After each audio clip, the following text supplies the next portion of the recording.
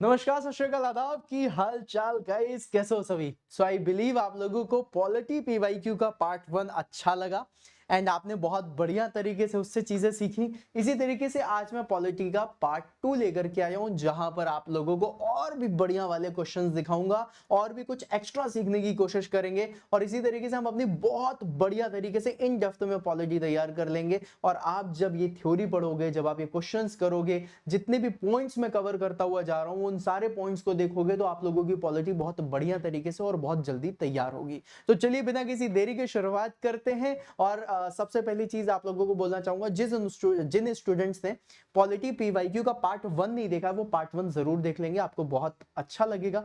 बहुत जल्दी में मैंने बहुत सारी चीजें आपको उसमें बताने की कोशिश करी है। और इसी तरह आप पार्ट 2 की बारी है तो पार्ट 2 पहले देख लीजिए, फिर पार्ट 1 भी देख लीजिएगा, ठीक है। ओके, चलिए सबसे पहला क्वेश्चन आपकी स्क्रीन पर ये रहा।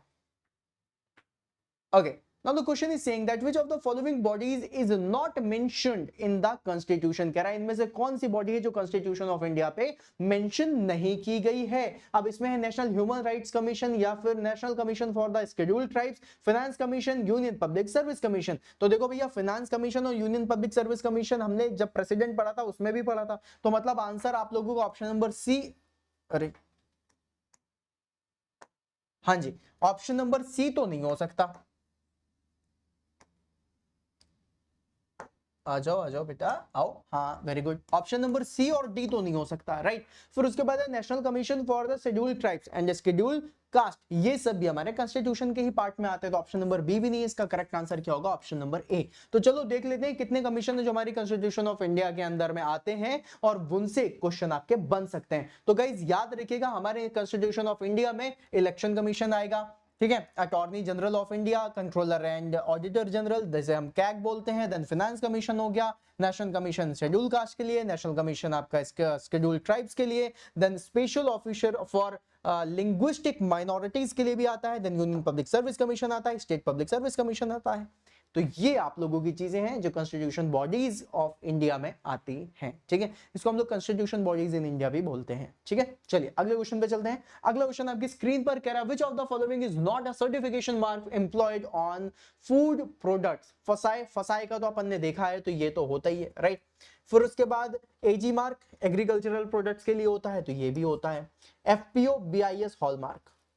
एफपीओ भी होता है, बीआईएस नहीं होता है, राइट। इसका answer option number D, BIS होगा, ठीक है। अब देखो इसके बारे में थोड़ा सा और आप लोगों को बता देता हूं, फसाई कहां पर लगाया जाता है ना। फिर उसके बाद एजी मार्क कहां होता है, एफपीओ कहां होता है, ये सारी चीजें भी आपको हम बताते हैं। ऑल्दो बीआईएस हॉलमार्क आपका इंटरनेशनली बहुत देखा जाता है, ठीक है।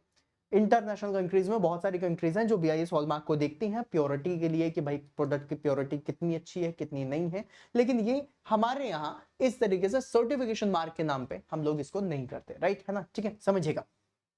Okay, BIS hallmark are the official marks used in many countries as guarantee of a purity and fineness of the precious metal articles। किसके लिए होता है?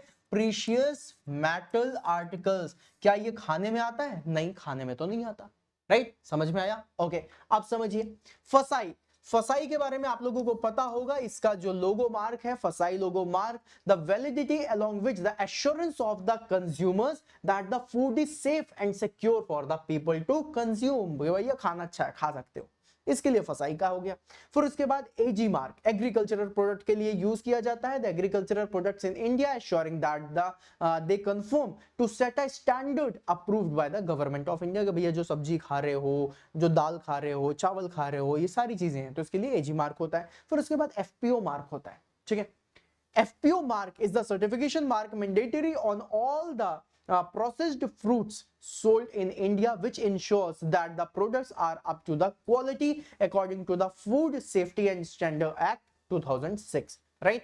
तो ये तीनों होते हैं BIS में, ठीक है। चलिए अगला क्वेश्चन देखते हैं। अगला कह रहा है Bharatiya Janata Party BJP was founded as a political party in India as, right. देखो गाइस, इसमें आंसर आप लोगों के बहुत सारे होंगे, ठीक है। अब इन्होंने आप लोगों से जो पूछा है वो भारतीय जनता पार्टी बीजेपी के लिए पूछा है। बीजेपी समझिएगा, आप आरएसएस तक, भारतीय जनसभा बीजेएस तक मत जाना। बीजेपी कब आई थी? हर किसी को पता, 1980 में आई थी, ठीक है, चलिए बीजेपी की थोड़ी सी कहानी सुनते हैं, आपको मजा आएगा, सारी चीजें है ना, मुखर्जी साहब का भी नाम आएगा इसमें। आइए चलिए देखते हैं। तो सबसे पहली बात आप लोगों को बता दूं गाइस कि जो बीजेपी है उसका जो पहले का नाम था ना, पहला का नाम वो था भारतीय जनसभा, बीजेएस, राइट। जनसभा ना बोल के जनसंघ बोल दो, भारतीय जनसंघ है ना, वो ज्यादा बेटर है, राइट। ठीक है, तो भारतीय जनसंघ था, दैट इज बीजेएस, है ना। और ये कौन लेकर के आए थे, ये बेसिकली आया कहां से था, एक पॉलिटिकल विंग है जिसे हम आरएसएस कहते हैं, है ना, राष्ट्रीय स्वयंसेवक संघ, राइट। तो ये आरएसएस के ही उसमें भारतीय जनसंघ आया था, जिसको हमने 1980 में पार्टी बना दिया था, भारतीय जनता पार्टी। ठीक है, ओके। ये बेसिकली आई कब थी, ये आई थी 1951 में, 1951 में एसपी मुखर्जी साहब लेकर के आए थे, राइट। श्याम प्रसाद मुखर्जी साहब लेकर के आए थे। तो 1951 में फॉर्म की गई थी।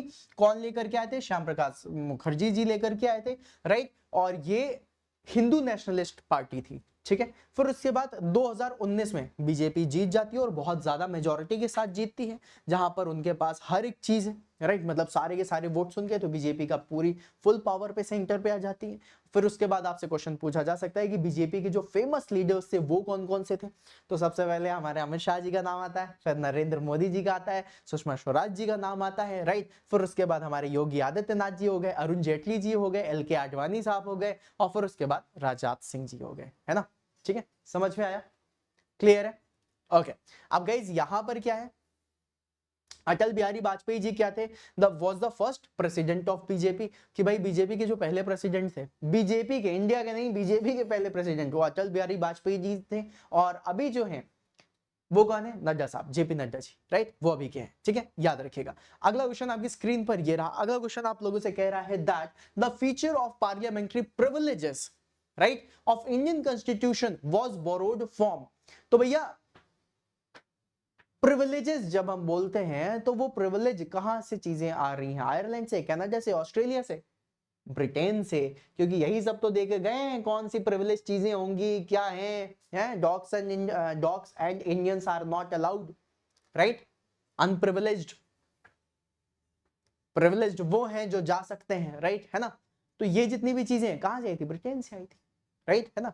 अब ये प्रिविलेज के बारे में जब बात किया गया तो पार्लियामेंट्री में भी आप लोगों के प्रिविलेज देखे जाते हैं। और पार्लियामेंट्री जो प्रिविलेजेस हैं इंडियन कॉन्स्टिट्यूशन में कहां से आए हैं, ब्रिटेन से आए हुए हैं। प्रिविलेजेस में अगर देखा जाए, एक्सेप्शंस, स्पेशल राइट्स हो गए, immunities enjoyed by the members of both the house, that is Lok Sabha and Rajya Sabha. And the constitution envisaged two kinds of the privileges, किसमें आते हैं, आर्टिकल 105 में। आर्टिकल 105 में दो तरीके के प्रिविलेजेस हैं जो आप लोगों के पार्लियामेंट्री प्रिविलेजेस में काफी ज्यादा आते हैं। पहला है फ्रीडम ऑफ स्पीच, कुछ भी बोल सकते हैं, हाय हाय कर सकते हैं, सारी चीजें हैं, है ना।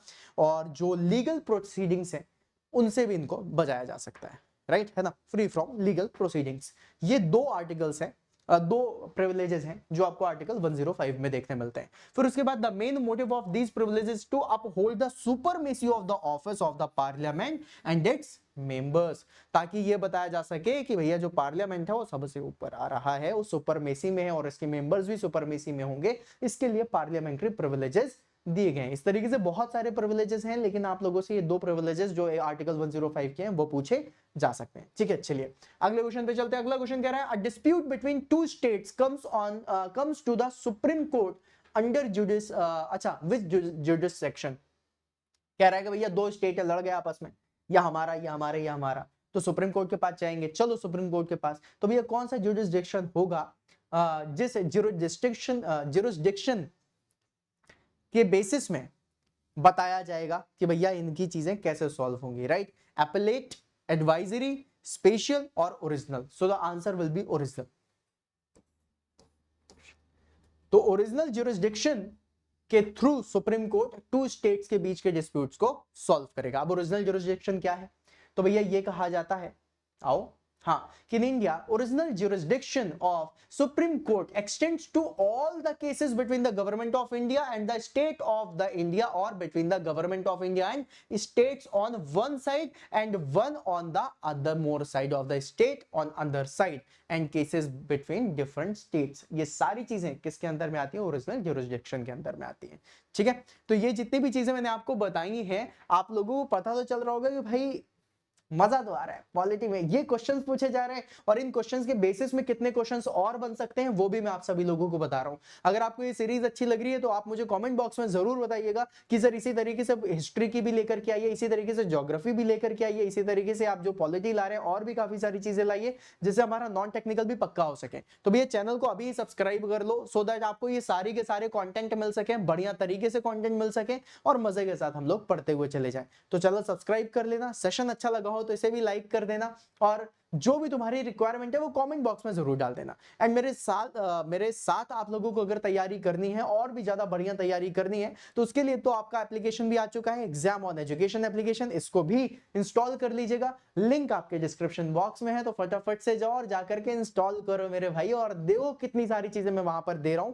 और गाइज अगर आपको इन सब की पीडीएफ चाहिए हो जिसमें पूरा का पूरा डेटा लिखा हो और ये सारी पीडीएफ वगैरह अगर आपको चाहिए हो तो आप मुझे बता दीजिएगा। मैं मतलब बताना क्या है, आप लोग बस इस एप्लीकेशन को डाल लीजिए। एप्लीकेशन में आप लोग जब इस तरीके से इसको स्क्रॉल करेंगे ना तो स्क्रॉल करते समय यहां पर लिखा होगा YT पीडीएफ, है ना, YouTube पीडीएफ, वहां पर जाकर के आपको इसकी पीडीएफ मिल जाएंगी, उसको भी आप लोग डाउनलोड कर लीजिएगा। ठीक है, तो मिलते हैं फिर अपन नेक्स्ट सेशन में, तब तक के लिए बाय बाय, सायोनारा, शुभ रात्रि, मजे करो, हंसते रहो और एंजॉय करो, बढ़िया तरीके से तैयारी करो और सिलेक्शन ईयर बना लो 2025 को। ठीक है, ओके। वन मोर थिंग, अगर आप लोग एसएससी जेईई की तैयारी कर रहे हैं then we have batches also, आप लोग देख सकते हैं, दैट इज गोल्ड है, प्लैटिनम है, सिल्वर है। मोस्ट ऑफ द स्टूडेंट्स की जो पसंद हुई है वो हुई है चैंपियन गोल्ड बैच। अगर आप लोग इनरोल करना चाहते हैं तो आप लोग एप्लीकेशन के थ्रू इनरोल कर सकते हैं एंड एप्लीकेशन जरूर देख लीजिएगा। ठीक है, मिलते हैं फिर अपन नेक्स्ट सेशन में, तब तक के लिए बाय बाय, सायोनारा, शुभ रात्रि, मजे करो।